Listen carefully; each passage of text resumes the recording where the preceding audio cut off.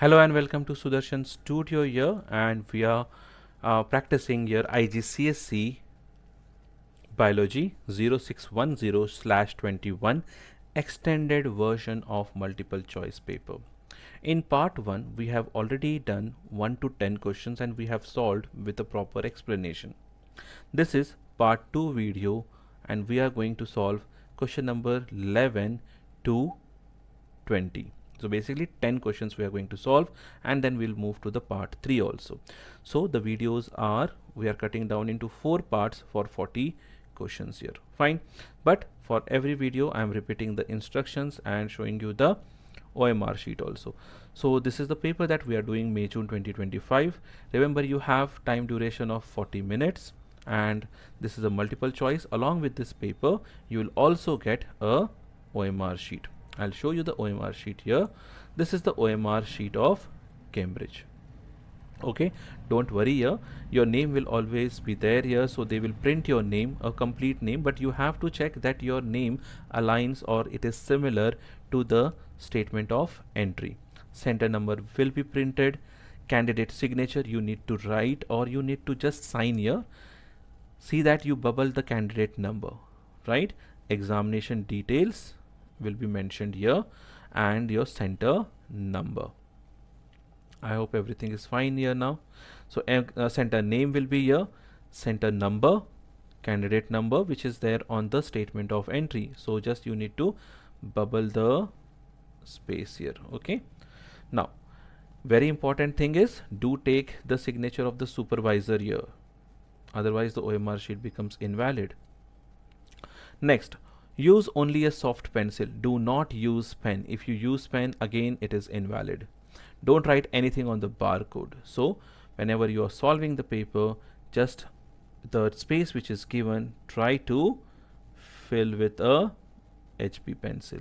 So those were the instructions for your MCQ. Let's jump to the question here. Okay, so use HB pencil. 4 options are there for every question and one of the option is the correct one. Please do check with your name, center and candidate number. Do not use any kind of correction fluid. Do not write anything on the barcode on the left hand side. You may use calculator and do the rough work on the end of the question paper. There's a QR code here, and the purpose of the QR code is to support the channel. How and why, the reasons behind this, everything will be explained by the end of the video. I don't want to waste your valuable time, and let's back to our question number 11. So when you check this part 1, we have completed up to 10 questions, right? This was in part 1, and where do you find this part 1 video? You will find the part 1 video under biology playlist. So under playlist of biology you will find all the videos of the question paper that we have done till now. So moving to part 2, the first question here, what is the function of trypsin in digestion? Now trypsin is an enzyme. Okay, it's an enzyme. We use this letter. Okay, enzyme, they work on protein, and when they break down the protein they convert them into amino acid. So this is what you should know. And then let's see, it catalyzes the breakdown of maltose, protein and protein. Stomach it doesn't do. Okay, it is pepsin there present. So what will be the answer for this? It is protein but in small intestine. That's what, right? Anything else is also given, the end product, amino acid it will be. So the C is the correct answer. The catalyst breakdown of maltose in the mouth is amylase. Okay, it is for the starch, or the sugar one will be the amylase here, or maltase is also there. Now the next question here, the diagram shows the structure of a villus. Many times, not only with the MCQ, but this type of questions will come in theory also, and they will ask you label A, B or C or D, anything of it. What will be the function in first one? In label, they'll ask you to label what is A and B, identify A and B. Second thing is function of either A or B or C or D. Okay. My bad, sorry. Which label shows a lactales here? And the lactale is the center one. It is C. Okay, which absorb the fatty acids. So this is the correct answer here. Let me know. Please check out the diagram digestion in human body or digestion in the living organism, the chapter name whatever will be, but it is related to the digestion. So okay, digestion in the humans. What will be the name of A, D and B? Let me know in the comment box. What do you think A, B and D is? Okay, so that's the answer for our question. C was the correct answer. Okay, this is the correct one. Now next, which graph shows that effect of humidity in the air on the rate of transpiration in plant? So we are going to check effect of humidity in the air on the rate of transpiration. Now temperature is directly proportional to, remember this way, is directly proportional to transpiration, rate of transpiration. Fine. Temperature. Second, light intensity is also directly proportional to transpiration. The third one is humidity, which is inversely proportional to transpiration. That means if temperature increases, transpiration increases, rate of transpiration. Light, then transpiration also increase, intensity of light increases means, but humidity increases, transpiration decreases. Fine. So I gave you the explanation theory part here. Let's check out the option here. Which one? Percentage of humidity increase, rate of transpiration increase. So no. Rate of transpiration, as humidity increases, rate of transpiration decreases. That's it. No need of checking the other answer. See how it is. Will it go like this and come down? No. As percentage of humidity increases on this side, transpiration rate cannot move up. It should go down like this here, but again it is increasing as temperature humidity increase, so never. So the B is the correct answer. Okay, 14th one. In some countries, spring is the time of year where daffodil plant have green leaves and produce flower. Okay, daffodil plant act as a source and sink in spring. Again it is connected with the transport in plants. Source means something where food is prepared. Okay, food preparation takes place, whereas sink is the place where it is stored. Basically roots or any part of the plant can act as a sink and a source. Do imagine that in the textbook you were having a diagram of a potato, okay, and they segregated in that summer way and in the winter way. In summer, how the potato act as a source or a sink here, and how in winter it is acting as a different source and sink. Okay, now flower is a part of a daffodil plant act as a source and sink. Daffodil plant, so in the spring season, are green in color and produce flower. So they are green in color means they are doing photosynthesis, right? So they are acting as a source. That means they are producing food. So photosynthesis.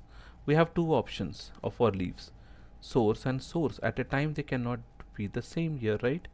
Whereas flower is acting as a sink where all the food is being now stored. So this is the correct answer here. I hope it is clear now. The C is the correct one here. Okay, don't check.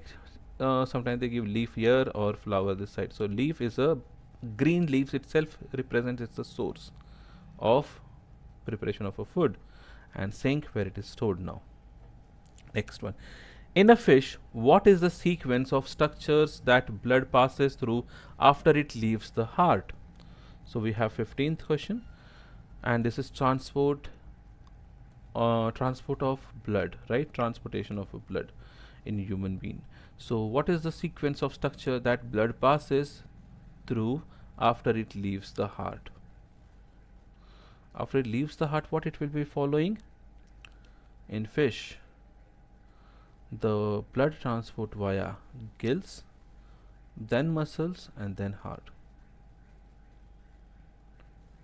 Okay, check here, it's mentioned after it leaves the heart. Once it leaves the heart, it goes, because it's a single circulation, guys, please remember that heart is have only auricle and ventricle here.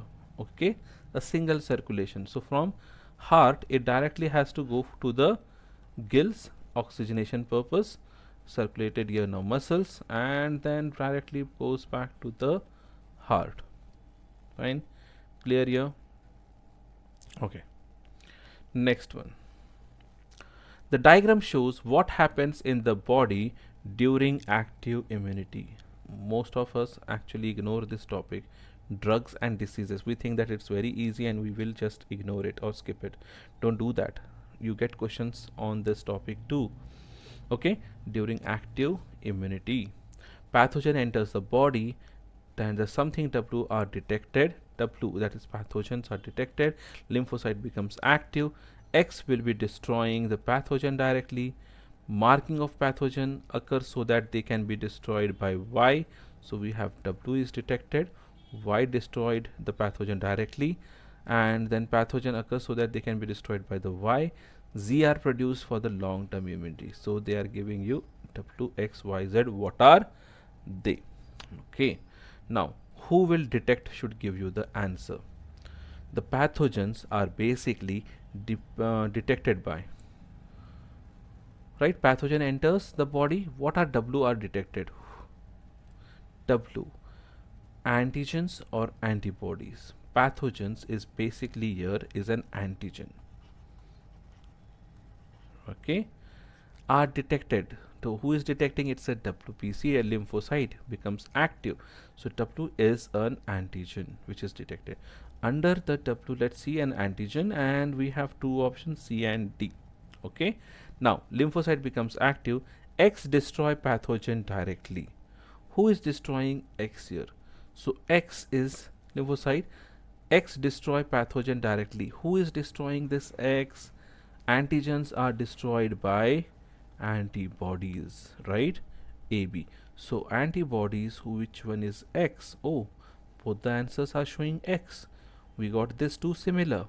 Now marking of pathogen occurs so that they can be destroyed by Y. Marking is done of a pathogen so that they are destroyed by Y. Y, who is doing that? Marking is done and they go and eat away, engulf it. It is a phagocytes. Phagocytes do this one. So under this, if you see phagocytes, let's see a Y here, and that's a Z is a producing a memory cells, right? So up to 2 level you may get confused, but if you check out this, Z are produced for a long-term immunity. The long-term immunity is by the memory cells here, and this gives you the answer. That's D. Okay, a little bit, 1 or 2 times you give a reading and you will easily get it.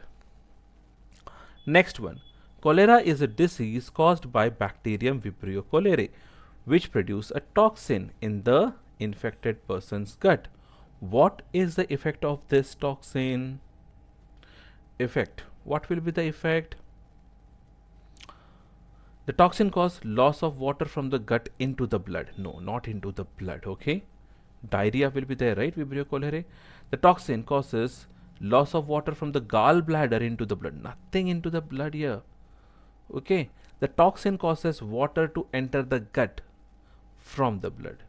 Yes, this is one the correct. If you remember the diagram of Vibrio cholerae here, so VC attaches to the small intestine here, and what they are doing is they release the chloride, or let's say they release toxins. Now these toxins concentration increases, they pull away all the water from the nearby blood vessels. Okay, all this one, the water potential decreases, so that all the water from the blood vessels nearby enters into the gut or in the lumen, due to which dysentery will happen. So the toxin causes water to enter into the gut. Okay, this one is the correct one. Next, and such type of questions do come for 3 marks. How they will combine in the IGCSE? Vibrio cholerae entered. What will be the disease occurring? What are the symptoms and how can you cure it? Okay, such type of disease can easily be cured by taking some medication or by having a clean, safe drinking water, boil the water, ORS solution. Okay, these are the things. Next one, 18th question here. The graph shows how the volume of air in lung changes when a person is breathing at rest. So it is related to respiration here. Which process are occurring to change the volume at the point marked X? What is happening here? Okay, the diaphragm is relaxing and the external intercostal muscles are also relaxing. So here breathing. Okay. The graph shows how volume of air in the lung changes when a person is breathing at rest at the normal level. So there is volume of air in the lung. Which process are occurring to change the volume at the point marked X? So breathing, exhale, inhale. I have this one is this condition. So the process of diaphragm moves up, relaxing, resting stage at the breathing if I do during this solving this paper, and then what happens, I can feel the diaphragm during this condition is relaxing. Okay, and the external intercostal muscles will also be relaxing here. So this one is what X represent. Volume at point X marked will be A. Okay, diaphragm relax and external intercostal muscles also are relaxing. So you got in the first option only. So save your time and move to the next question here. The next one is the processes listed occurs in living organisms: cell division, diffusion, muscle contraction, osmosis. But which processes require energy from respiration? Which one do you think? Cell division requires energy from respiration, yeah. Diffusion of gases, so there is no energy requirement here.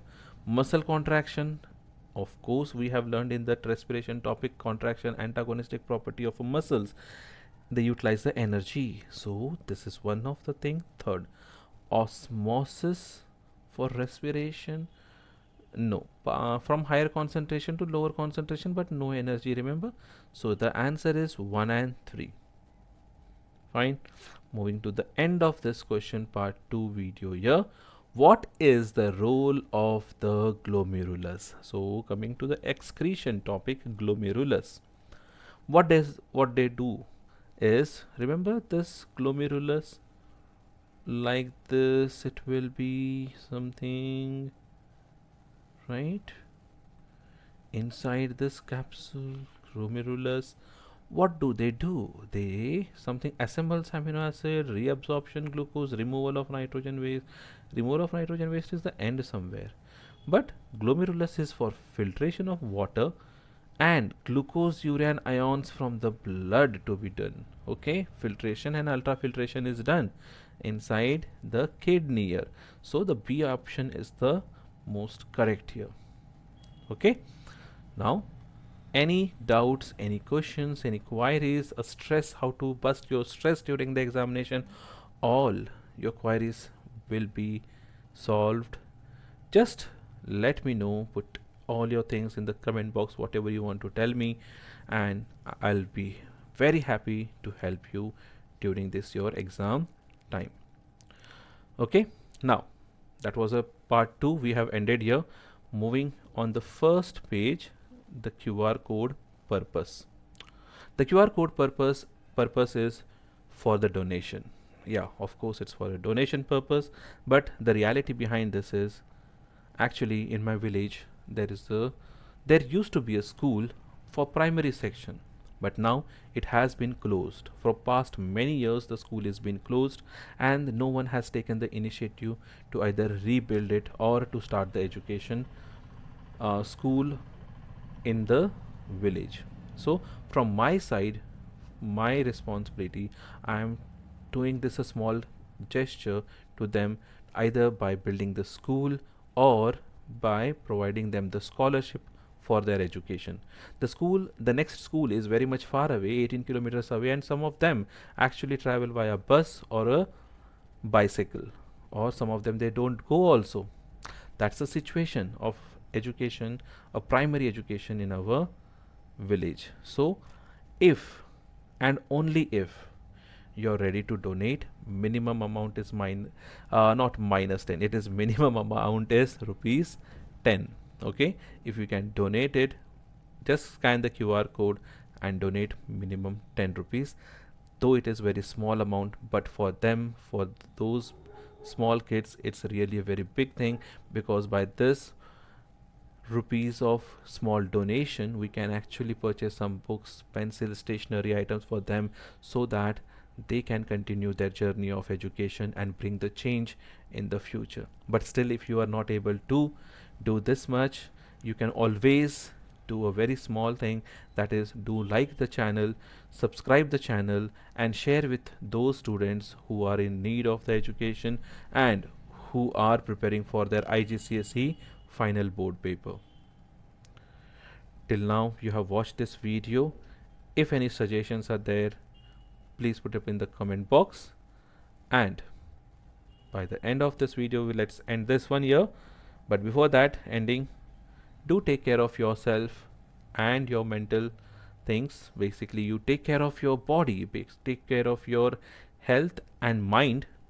Along with that, respect your parents, take care of them, and have a great time while writing the exam. Best of luck for you. See you in the part 3 video. Thank you.